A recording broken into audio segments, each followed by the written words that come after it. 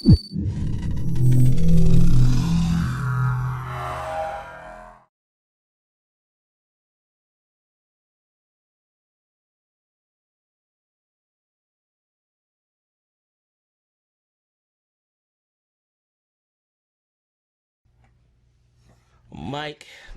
Yep, Mike's is hot.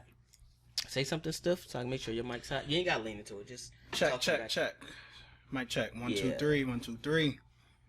All right, sounds good to me. Checking the time. 30 seconds left. All right.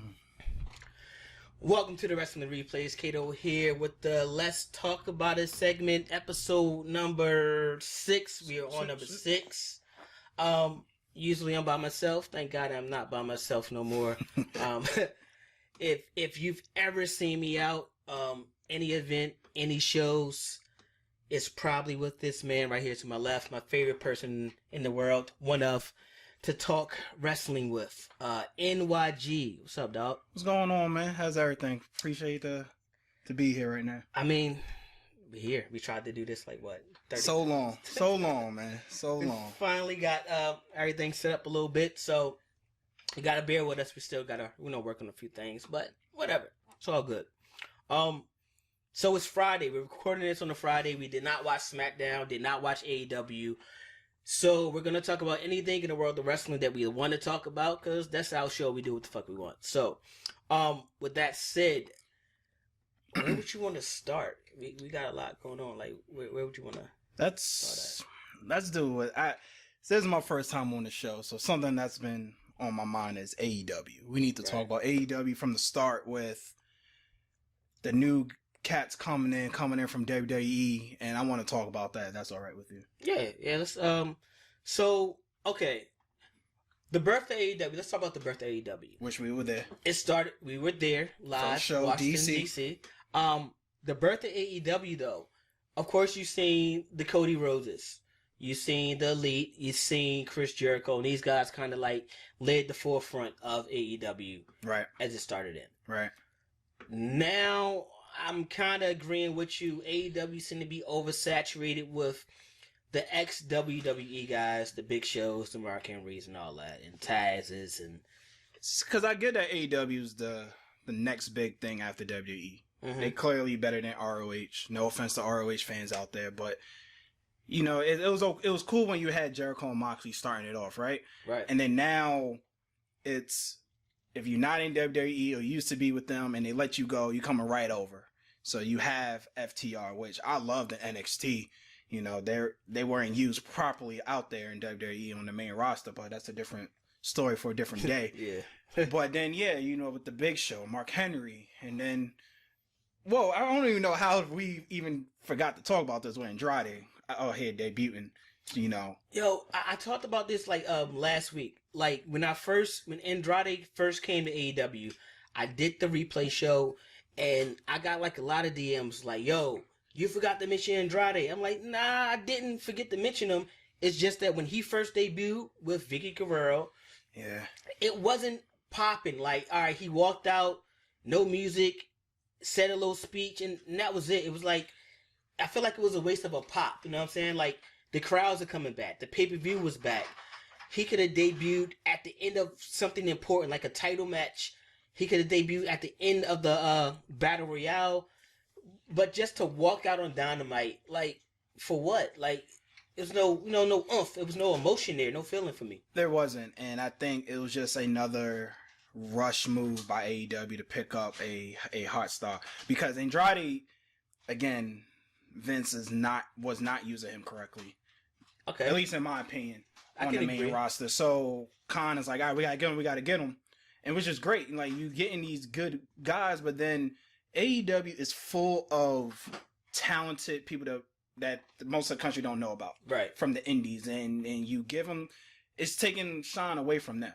You only have the 2-hour show, and you're taking that shine away from them where they could be pushing them out there, and you're giving it back to former WWE stars. And people turn to AEW because they want something different from WWE. Exactly. Not saying, all right, here's another WWE star, here's another WWE star coming back here to try to do their thing. So at least, like I said, that's how I feel about it. To speak more to that, at the pay-per-view, right? I feel like the Acclaim. I think, me personally, these are one of the better tag teams in AEW right now. They're young, they're up and coming. Matt Caster alone, he can capture the crowd before he even steps into the ring, right? Now, this tag team, they were undefeated this year. I believe they was like 4-0, something like that. But then you have them lose not only to John Moxley and who tag team with? Eddie Kingston. Yes. Now, you knock these two young guys down, and then you give Moxley and Kingston a tag team title shot just like that. Like, further to your example of these young guys, I feel like getting knocked down where they should be getting pushed up a little bit more. We all knew that with Moxley having a baby, and he was going to take some time away. And then yet, you knew he was going to take time away, but you still gave him a title shot when you knew he wasn't going to be there, and you could have had someone else there in his stead. Yeah, that's understandable. I mean, I feel like you got it's like one or two things. Either A, he's gonna be away for a week or two, then he's right back on the show. We seen that happen with Steph Rollins and Becky Lynch. Steph really didn't miss a beat when she had the baby. Not me personally, but I understand what you're saying. To your point, it's just like, okay, now we got Andrade here, right? Excuse me, we got Christian Cage here, newly. Mark Henry just came over. Granted, I don't think he's going to be in the ring, but I did just see a picture of Big Show sporting wrestling gear. So is Big Show going to jump in the ring? Who knows? He just got here. And it's just like, now I hear everybody like, man, they need to get Braun. They need to get Braun. Look. So let's talk about Braun now. Yeah. So Braun, AEW is going to be the likely landing spot for Braun. Not because, yes, you heard what I just said with AEW's picking up OWE talent, but Braun's he's gonna demand that money. ROH ain't paying that money. These indie scenes out here, which we love, ain't gonna be able to afford that paycheck for him. So Khan's gonna be like, all right, I need to go and get Braun. He's probably not gonna be called as Braun. He's gonna give him a different name, whatever. Because Braun's out here, he shaved down the beard. He's looking different. He's trying to do a whole different demeanor. So. Again, is Braun gonna go to AEW? I like Braun personally. Yeah. And I didn't like the fact that they gave him a push leading up to everything, and then all of a sudden it was all these cuts. I understand COVID. I understand, WWE is now starting to get back to live crowds. I think in a few weeks they're going back out on the road. With SummerSlam being out in Vegas. So that's gonna be a huge draw to get these people back. But yeah. I don't know. I just can't see Braun on AEW. I would like to see him, but then it's like, all right, you put Braun in there, you have another big dude. How many other big dudes do we have on AEW? And what else can you do? Like, I feel like if Braun came to AEW, especially with Braun being this big guy, if he doesn't run through the roster, because AEW don't have too many big guys. You got Lance Archer, you got the next big guy is Rusev, maybe Brian Cage, but these guys are maybe 6'1", 6 foot. Braun should run through this roster, and if he doesn't run through the roster, you got to make him look a little weak. Yeah, you got Hagler and Warlow, but Braun should run through them. I'm sorry to say, but he should run through them. Like, Hagler has his hands full with Warlow. Like, Braun should run steamroll right through this whole AEW roster, and if he does, he's going to land himself at the top, kind of like they did Moxley. You're just going to be hand-feeding him the whole roster, and then what? And my last point on this is, and if he does show up to AEW, don't do no more factions. How many factions?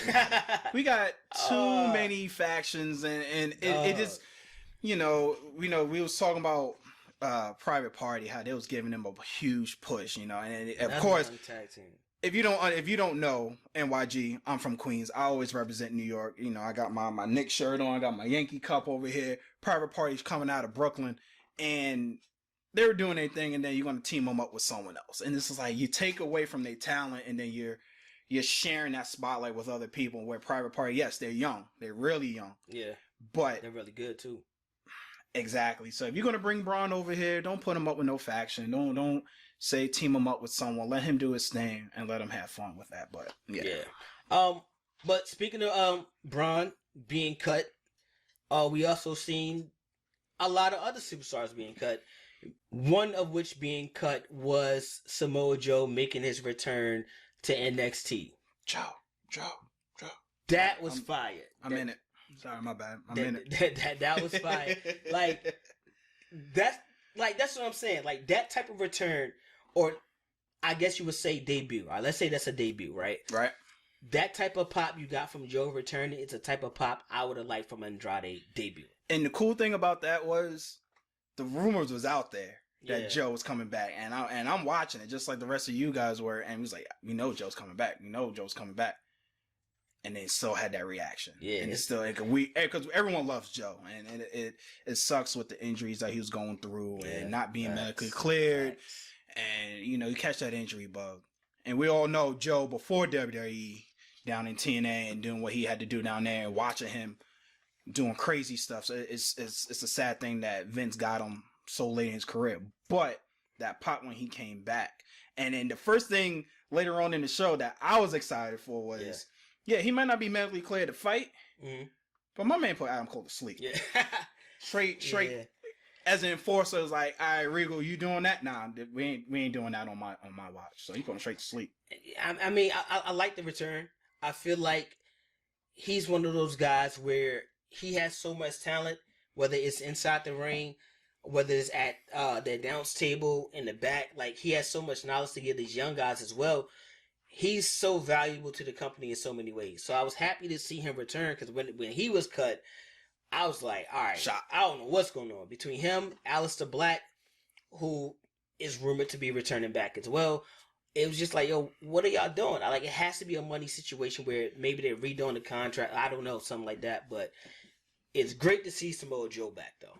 It is. And I'm curious to see where they're going to go from here. Is Regal slowly going to take, right off into the sunset and to let Joe do his thing now and show up? Yeah. But to your point, you're talking about where they're letting people go due to like I just mentioned earlier, due to COVID, and WWE lost money. It's no secret. Maybe they got it. Maybe they're going to do redo contracts and bring back some of these cut talents. I hope. Because a lot of people got cut within the last 2 months, 3 months, and it would be cool to see some of these people, especially with Aleister Black, because you threw him into the Apollo and Big E feud, and Big E was about to win the belt back, and then Aleister Black came in, so you're like, okay, that's cool, all right. Aleister Black, Big E, I could get down with that, and then you let Aleister Black go. Like, literally the week before, he caused Big E the title shot, so it's like, yo, what are you doing? And as us as fans and lovers of the sport, we just like, just give us consistency. That's all it comes down to. Writing's been a problem for a while in WWE. I feel like if Paul Heyman don't have his hands in it, or the storyline with Roman right now, it's kind of like it's dry. I will say Randy Orton has been kind of holding it down on the Raw side.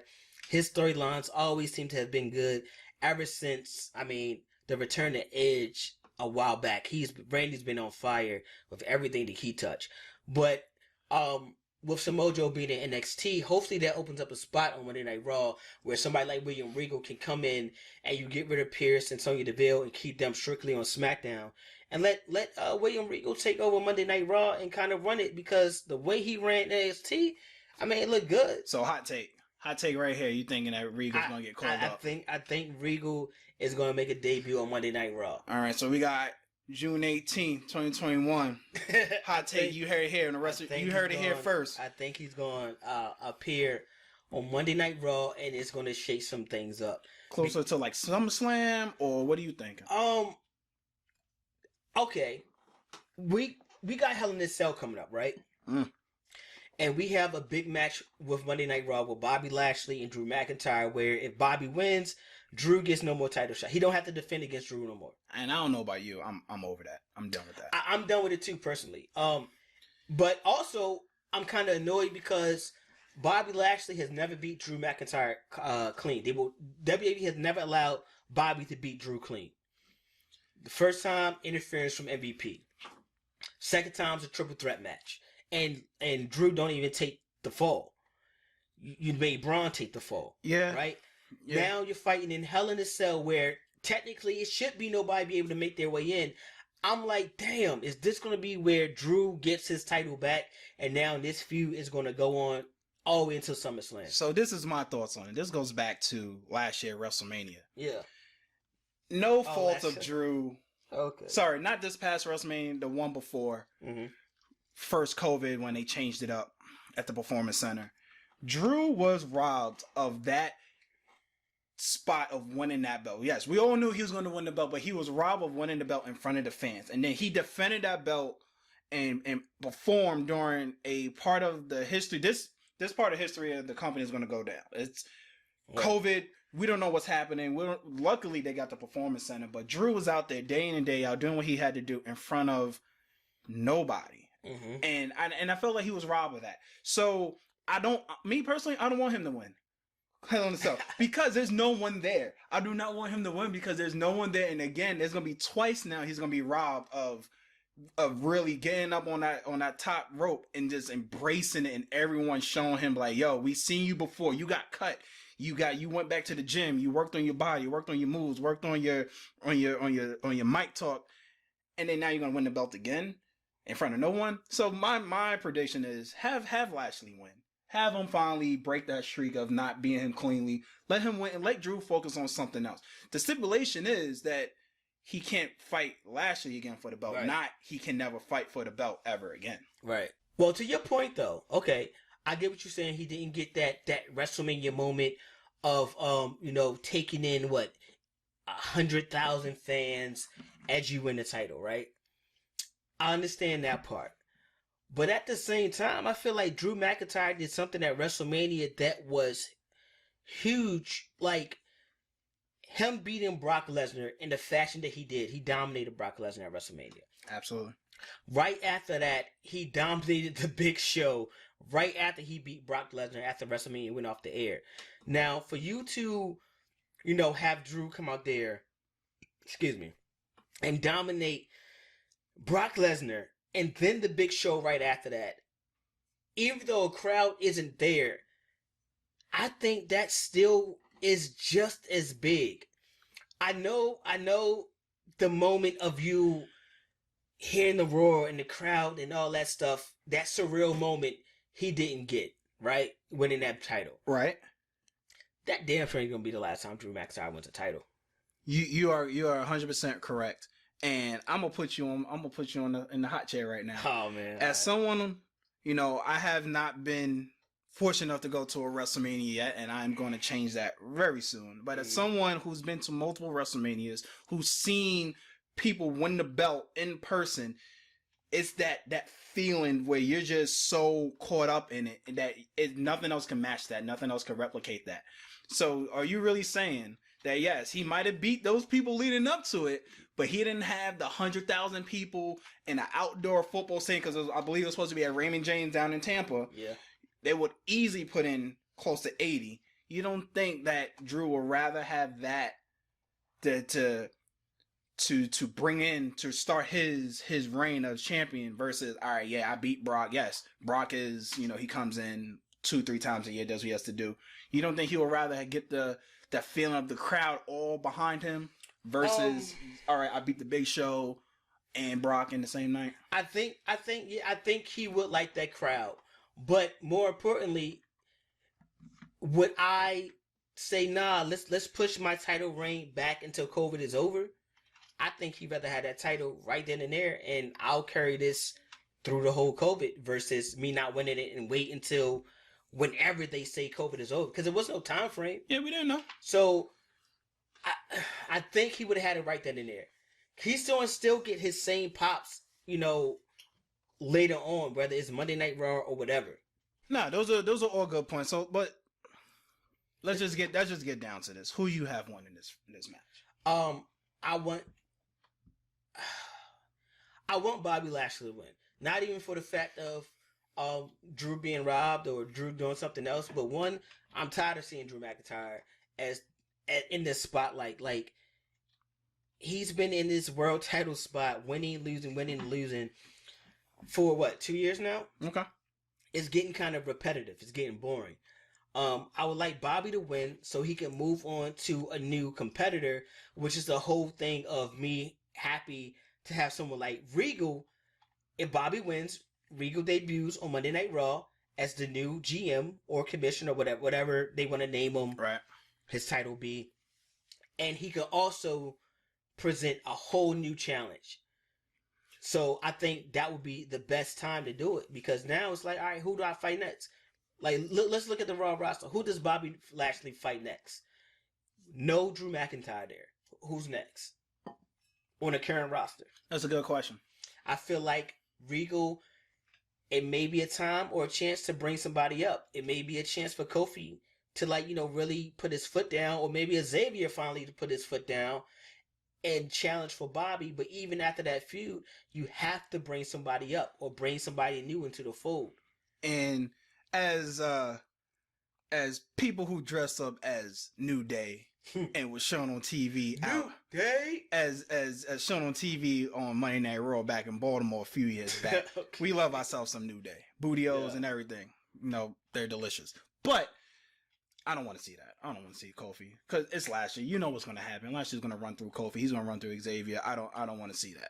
But back to what we were saying, I agree. I want Lashley to win. Okay. Only because, and I go back to what I just said. Mm-hmm. I don't want Drew to win a belt in front of an empty crowd. So let Drew go do his other thing.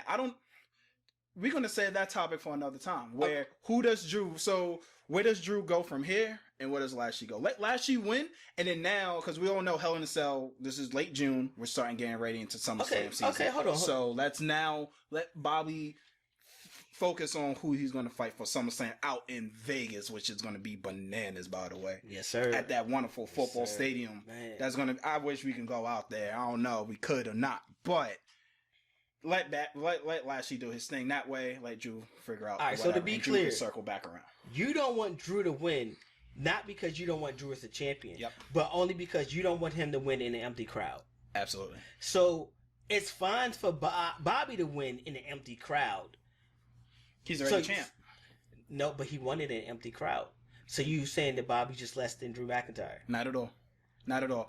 I think you prefer Drew to be the champ. Drew. The reason why I say this is because when Drew, we all knew Drew was going to win that belt 2 WrestleManias ago. It was just last minute COVID things where they said, WWE was holding out. And for our listeners out there, we were at the last Monday Night Raw before COVID shut down, and Drew, and I believe the dark match when Seth came out and Drew just laid him out, they was pushing Drew heavy. Yeah. So we all knew Drew was going to win that match. See, but it's hard to say that because I feel like the last couple of WrestleManias, last couple of matches when Brock defended that title, it was the perfect time for him to hand it off to that competitor. Like, they built that competitor up so much leading to Brock Lesnar, only for us to be like, dang, Brock won again? You right. What? So it's like, when he fought Drew, no, I didn't know if Drew was going to win, because it's like, I seen this show so many times before, and then Brock somehow or some reason continues to win and then hold the belt captive and go back home. What was so different about it was that the fact that Drew turned face and everyone loved him, and he had the crowd behind him, and then the respect behind him. And like I said, the story of being with WWE before and Vince telling you, yo, go kick rocks, get out of here. He was the golden boy. And he was supposed to be the next. He was. Yeah. And then Drew, like I said, Drew hit the gym. He worked on his technique. He worked on his mic skills, and everyone bought into it. So maybe you didn't think that, but I felt like he was going to win. And then COVID came and took that from him. So yes, to answer your question before, I don't want Drew to win just because there's going to be an empty crowd. If there was people there right now in Hell in a Cell, I'd probably be like, yeah, I want him to win. So that's what I'm saying. So you feel like Drew should be the champ over Bobby Lashley? Absolutely. So that's where we disagree. Absolutely. I think Bobby should definitely be the champion. I preferred him to champion over Drew McIntyre if Bobby was actually there when he fought Brock Lesnar. Hey, because to me, honestly, after he beat Brock Lesnar, Drew as a champion was boring as hell. It was trash all the way up until he finally fought Randy Orton, and Randy Orton he solidified him as a champion. Brock was ready to be out of. Brock was trying to throw away this belt so many times before. So finally, Brock was like, all right, thank God I got a chance to get this belt off me. But all the competitors after that, even his feud with Dolph Ziggler, that was dry as hell. So you're right. I mean, we can spend literally all day talking about this because this is a very unique topic. But you brought up a good point when you're talking about he won the belt and he had a dry run Until he hit Randy solidified it. And I might get some blowback on this, but you know who's been having a dry run? And no fault of her own. Who? Bianca. Since she what? won WrestleMania no. at that Oh, emotional Lord. to have two black women main event WrestleMania. Okay. And you saw that. Yeah. And that was great. But and like I said, no offense, is no fault of her own.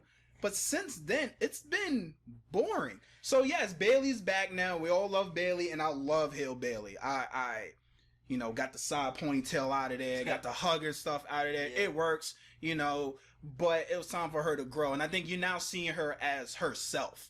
And I love to see wrestlers as this. This is not a gimmick to them. This is just them. I'm not saying she's this troller person out there, but it's just being more. I think this is more her versus the hugger with the side ponytail. So you got another match in Hell in a Cell. By the way, you have a championship match in the Cell. Bianca Bayley for the championship. This is Bianca's first time in a cell. So normally I will feel nervous about having someone first time in a cell, but we have seen how athletic she is. Yeah. Bianca, that is. Mm-hmm. And then you have Bayley, who was in there a couple times before. Shut it down with her and killed that.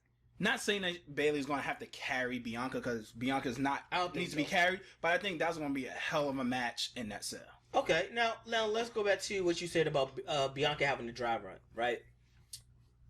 The major difference between Bianca having a dry run and Drew McIntyre trash run was the fact that Bianca fought all these women prior to her winning the championship.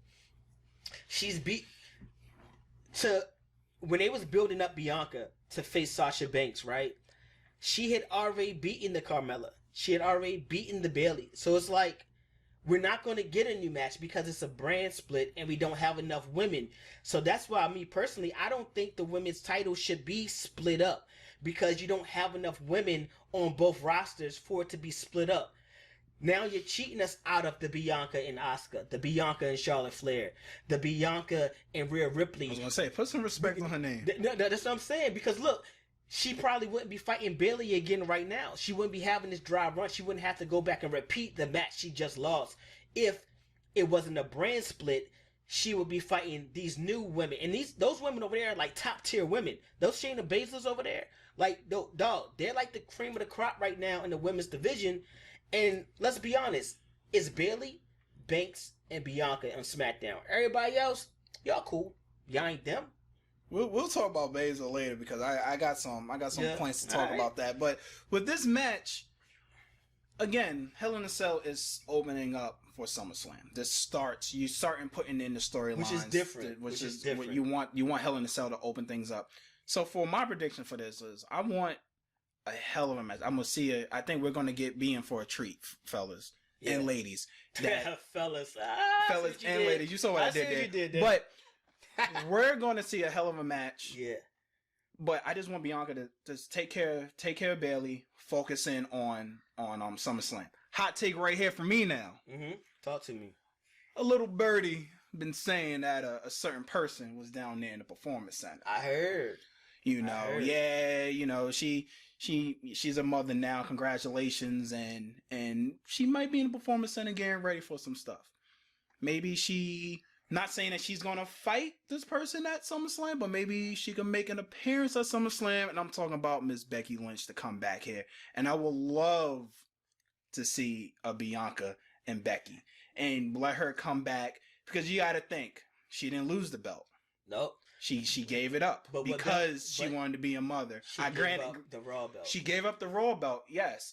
But, I think what the storyline is going with, we need Rhea and Charlotte do their own thing. Mm-hmm. Becky's gonna come back. We gotta think though, when SmackDown came to LA, and this was Friday night SmackDown, who was standing right next to The Rock? Becky.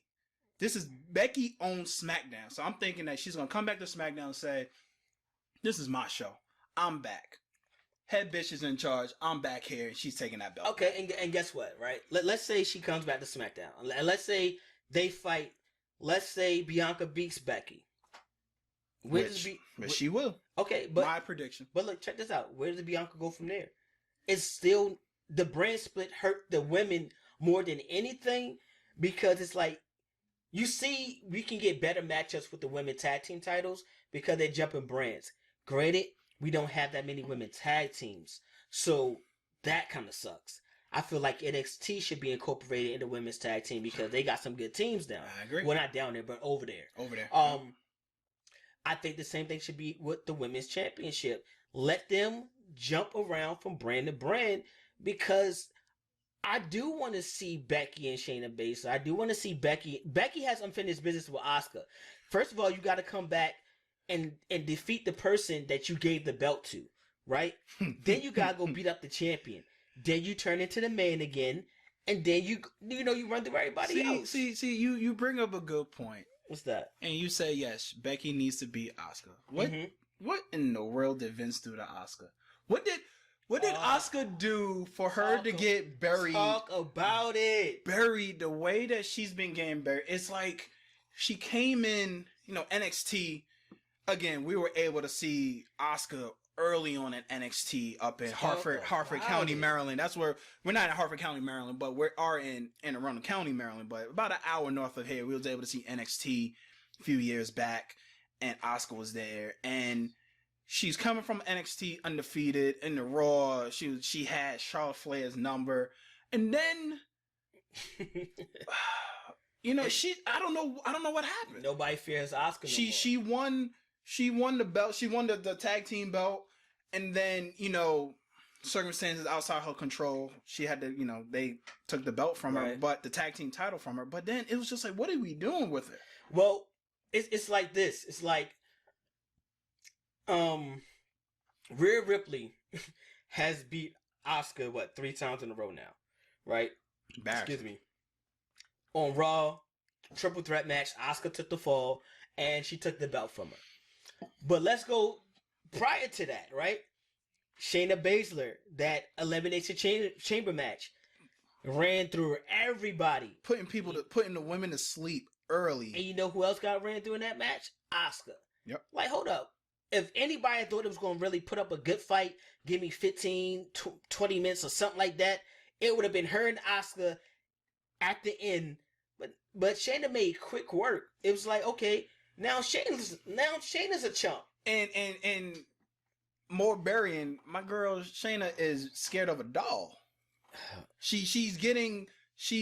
A doll is in her head. You talk about Elimination Chamber where she ran through the whole women roster there, the best of the best. Yep.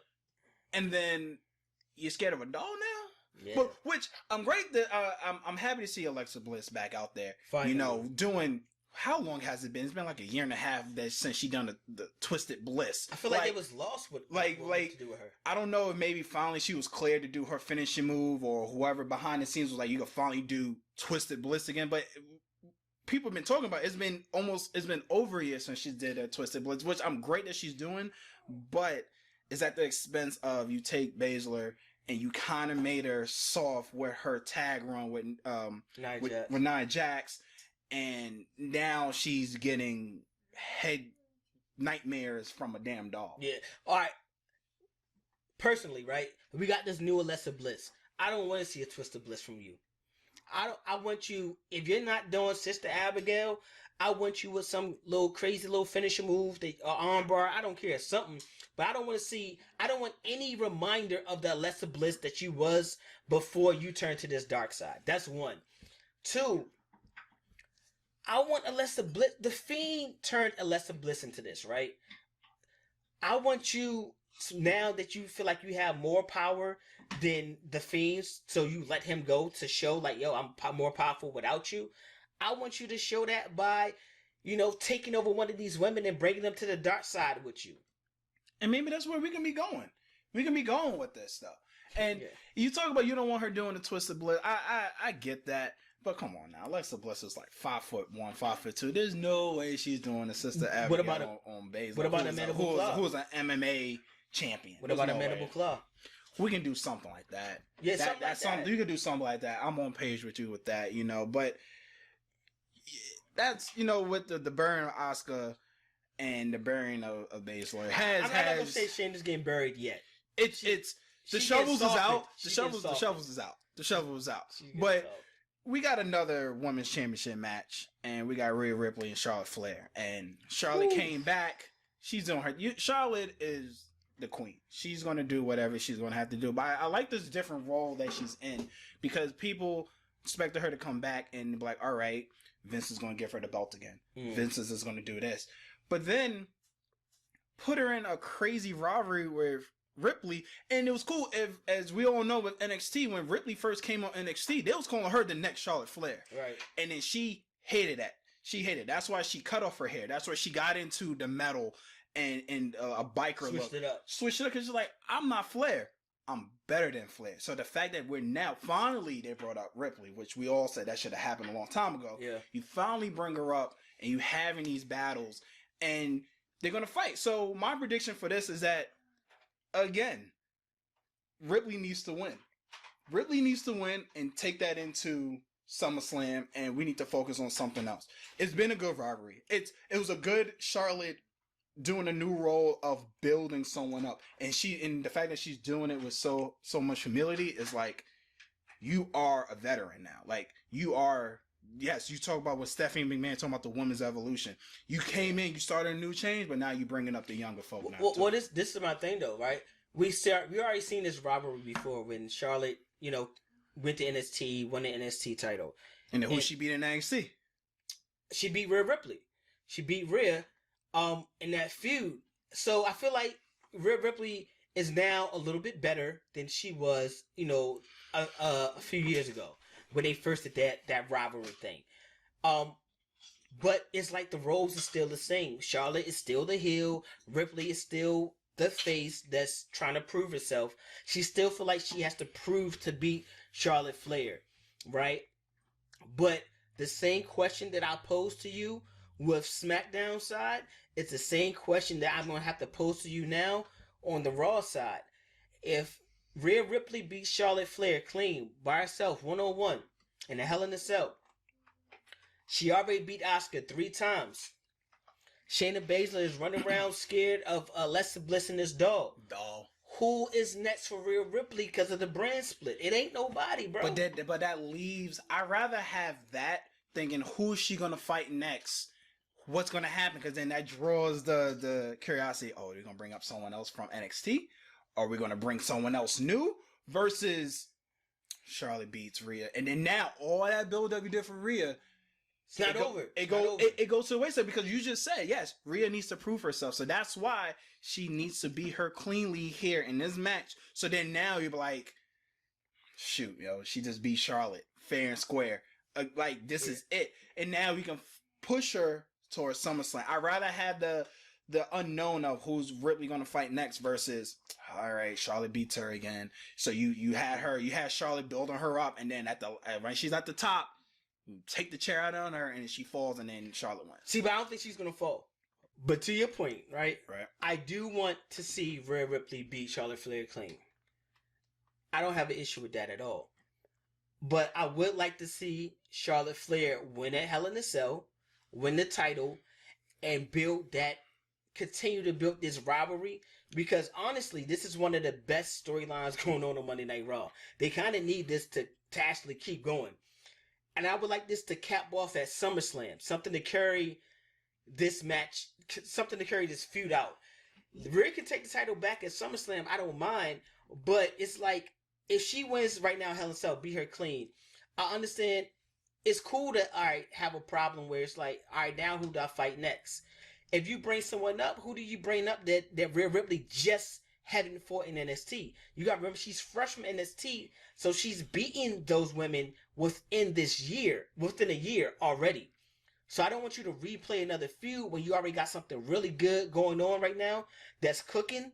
It's really good. It's probably one of the best storylines on. It is one of the best storylines, but I also think if you have Ripley lose, that shows your lack of confidence in her, and then I think overall that could be detrimental to this whole rivalry that we have. And you take a good storyline, and it's like, and it turns into your typical. Watch this. It turns into your typical storyline. Watch what I do here. We already seen this play out. We've seen it with two men. And what did it do at the end? It solidified somebody as a world champion. We've seen this happen with Drew McIntyre where he beat Randy Orton. Randy came back and then had another fight, and Randy took the title away. Beat up all the legends. Then Drew McIntyre came back and took the title back. They went back and forth for pay-per-view after pay-per-view after pay-per-view, and that was some of the most entertaining stuff on Monday Night Raw, period. These women are capable of doing the same exact thing. So don't cheat them out of possibly making one of the rivalry of the year on for the Slammies, because you start off, okay, yeah, the first couple times Rhea won the match. Granted, she didn't beat Flair, but she already won a championship match with Flair in it. If Flair come back to beat her in a Hell in a Cell, I told you so. All right, that's cool. I want my rematch at SummerSlam. And Rhea takes it back and then beat her again clean at the next pay-per-view.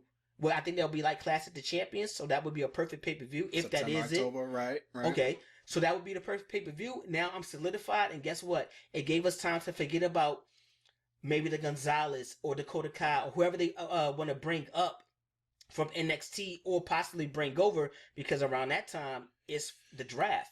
So you carried this great feud out up until it's time for the brand split to do their little drafts, and now we could possibly get the Rhea and Bianca's, the Rhea and whoever else, because now it's new titles. Maybe Becky come back. And that's what I, as being a first time guest on here, that you have your views, your opinions, I have ours, and then you guys are gonna have yours as well. Yeah. And we can, like I said, we can discuss this all the time and have different perspectives on it. And you talk about, this is one of the greatest storylines. Absolutely. Let's talk about one of those. Let's talk about one of the worst storylines, and we mentioned it before with Alexa Bliss and Baszler with the doll. Okay. And I'm gonna make this quick. I don't feel like getting into this anymore with on this particular match. You have Baszler, who was running through the women's division, and then she's scared of a doll, and then now Nia Jax had to accept the Hell in a Cell fight on behalf of her partner because she was so traumatized or missing. This is one of the worst storylines of Monday Night Raw right now, and it sucks because you have two women who can compete, who can wrestle, and who can talk on the mic, especially Alexa. And we're like, this is what we're down to. Yeah. So for me, in my prediction for this, let Alexa win. Yeah, keep on this whole Fiend thing going on with her when she turned on the Fiend. That was her. We don't know where the Fiend's at. Tune in next week when we can discuss that more. But by the way, let's let Alexa Bliss win. I'm with you on that. And then let Baszler maybe lose, like she clears her mind of it, and Alexa lets go the curse. What you think? I would like to see. This is what I think is happening. They wasn't ready for the Fiend to do what he had to do to get himself ready to come back to the ring, right? Excuse me. They wasn't ready for that. So now it's like, all right, Alexa Bliss, we're gonna put all this on your plate. You figure out the rest. So I don't think they really had a direction for Alexa after she joined the Fiend, besides to be someone who helps the Fiend win, be his valet, his manager or something like that, right? Be his pallbearer to his Undertaker. You know what I'm saying? Yeah. Which is cool. I like that. I think that's what the Fiend needed to solidify itself as a character anyway in this modern day, right? Now with Alexa being back in action, I don't think Shayna Baszler should have been the one that you put her up against to traumatize and beat up and to win against, because like you said, Shayna Baszler, she's one of the most dominant women on that Raw roster, and she ran through pretty much the whole Raw roster. Now it's like, if she loses to Alexa Bliss and something like she doesn't get taken over by some dark power or something like that, and to the point that Alexa uses her as like a mule, as like her human doll to go win this women's championship somehow, some way, maybe later on after the Flair and Rhea, that would be kind of cool. But if somehow Shayna doesn't come out on top, she doesn't have to win, but come out on top later down the road, I'm gonna be very disappointed in this whole thing. I just want this whole storyline to be over. Like this is awful. What do you mean between Baszler and Lesser, or Lesser and her darkness? What's between Baszler and Bliss? Just get this over. And for me, as this is my first time meeting you guys, and this is your first time you meeting me. Mm-hmm. One thing I'm always going to say, and you're going to hear this time and time again: let Triple H run WWE, because this is an old thing. This is. I know. Again, I don't want to just throw all our topics out here. This is going to be another topic, but Vince is out of touch with, and the people who are running the store, and they're out of touch with what we want as consumers, and we don't want this. Yeah. This is a trashy, awful storyline. So let's get rid of this. I just want to bring someone to the dark side. That's it. I can go with that, but this whole thing right now where you take Baszler and you soften her up, and again, I go for Triple H with my man Shawn Michaels, Heartbreak Kid, because in NXT she just ran through people, and even on Raw when she first came, she ran through, and then now we're doing all of this now. So, like I said, my prediction is let's just get them out of here. I want Alexa Bliss. If I want Alexa Bliss to win, and if she doesn't bring Shayna over to the dark side, just hurry up and cut it. Let it be done. Move on to the next. I don't care what. That might be the first thing we agreed on all night, man. That might be the first thing. I think so. Outside of these championship matches, and of course Alexa Bliss isn't a championship match, but let's talk about Cesaro and Seth Rollins, because that's a match I'm tired of as well. I'm a huge Seth Rollins fan. And I like he's coming out with the drip now, with the different suits coming out there. Hey, he freshed up that boy. Drip. Hey. So I give him all that, but and it's a little break between Cesaro and Roman Reigns right now, because again, as you said, we didn't watch Friday Night SmackDown, and we know Roman Reigns for Rey Mysterio for the belt, and it was a good break between Cesaro and the Roman Reigns feud. But for this as well, I think Seth Rollins is taking a break. As in, I'm gonna show him, I'm gonna fight, but we all know when you win that belt, you are 24/7. Absolutely. So it's time for him to take a break, and he's gonna do these little things with Cesaro. But I need Cesaro to win, maybe possibly get back in there with Roman Reigns. So you got to think, Cesaro almost, depending on what angle you looked at, he made Roman tap. Depending on what angle you looked at, the ref wasn't there. Okay. Roman was tapping. But it was cool. It would be cool to see a SummerSlam with Cesaro, and then maybe possibly having Cesaro beat the Tribal Leader. But focusing on this match, I would like Cesaro to win. You know what I'm scared of? The fact that, let's talk about this. Cesaro already beat Seth Rollins. Yep. Right?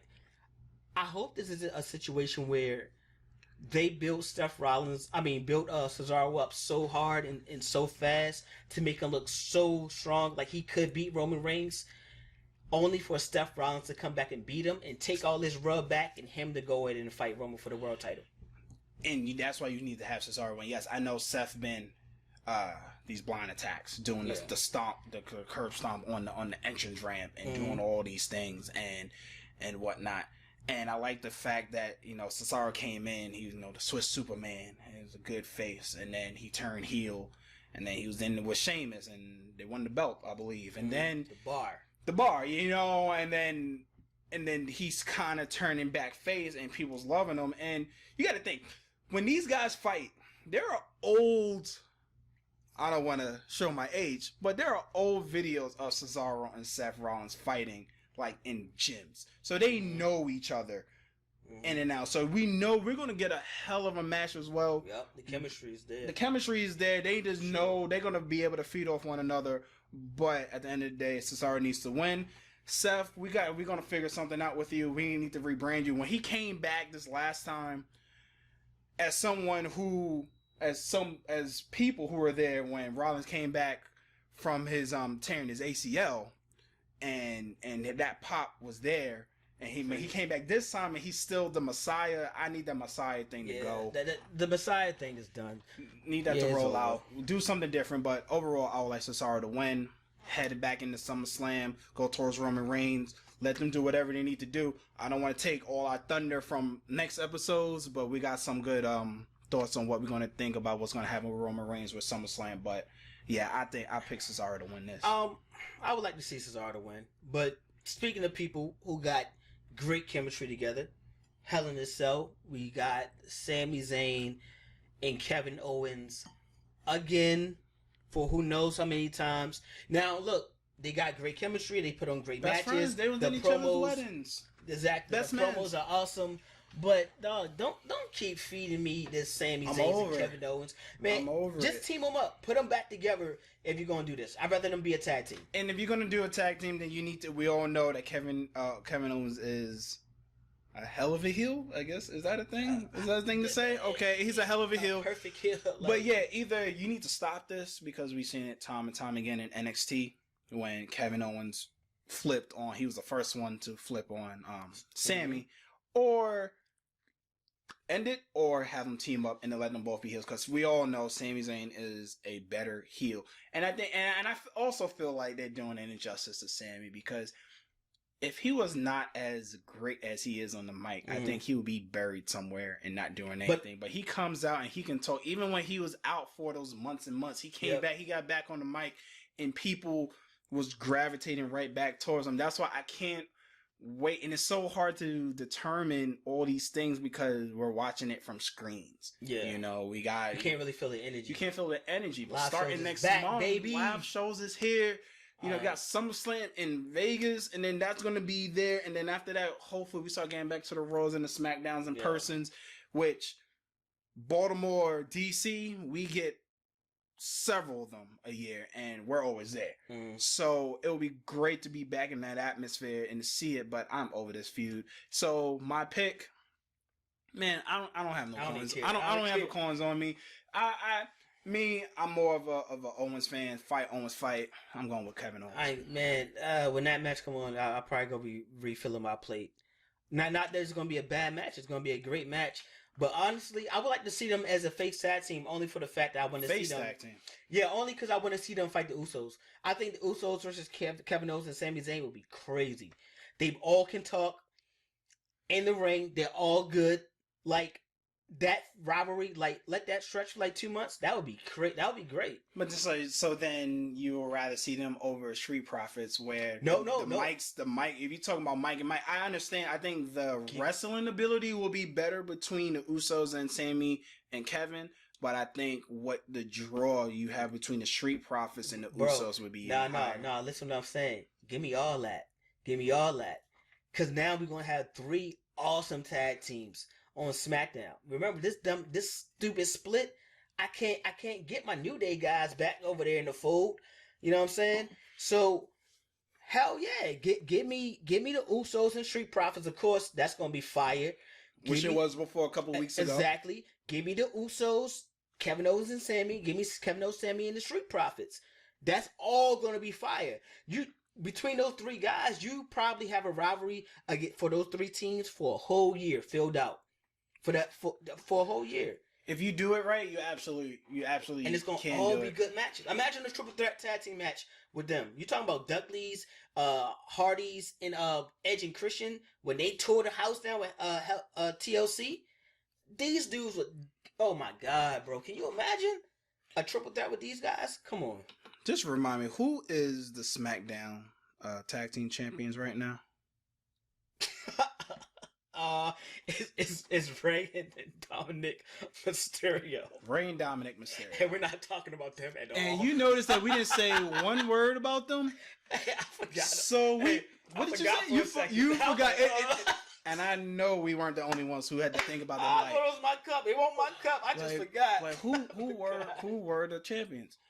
And that's where we're at right now. But those were the major matches of Hell in a Cell. You know, we all know 7 o'clock this Sunday. Yes, sir. On the 20th, that it's going to be popping. 6 o'clock, you know, pre-game. Not pre-game, but... We're going to pre-game. We're going to pre-game, but it'll be a good thing to watch Peacock and watch all of that. And then, of course, check in with us afterwards. But something that we like to do is...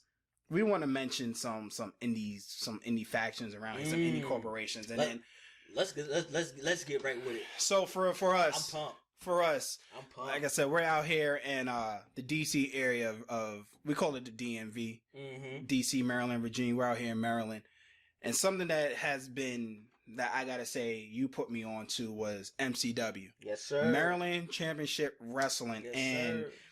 they're out there in Joppa, Maryland. You can look at them. You can find them on Instagram, Twitter at MCW Wrestling, I believe. Yes, sir. And the matches that they put on. But just tell us who came from NCW. Let's start that off first. Who came from NCW that the general public is gonna know? I'll say some of the better known people of recent, anyways. Velveteen Dream. He was killing in the NXT scene. He was possibly on his way to crushing it on the main roster. I feel like he should have been on the main roster like a year or two ago. Outside of everything that's going on, and hopefully everything will get worked out with that. But yeah, you had Leo Rush. Leo Rush is from there. Shoot, they was actually tag team partners in MCW. Actually, it was just crazy. But him, especially just now announcing his retirement, that was crazy.